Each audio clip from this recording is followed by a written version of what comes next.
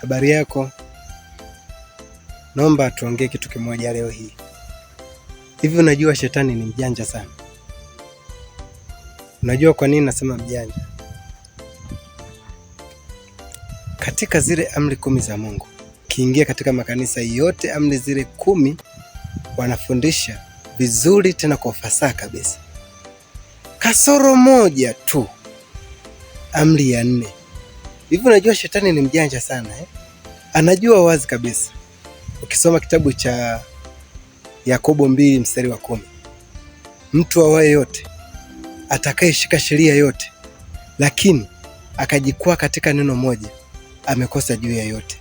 Yeye aliyesema usizini pia alisema usiue.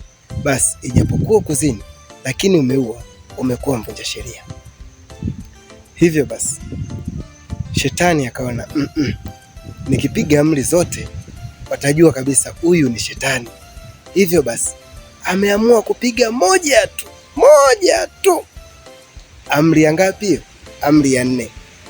Niambie wewe kwenye zebu lako, amri ya 4 inafafanuliwaje? Au ndo unaambiwa siku ni siku tu? Au unaambiwa siku impeleke mtu mbinguni?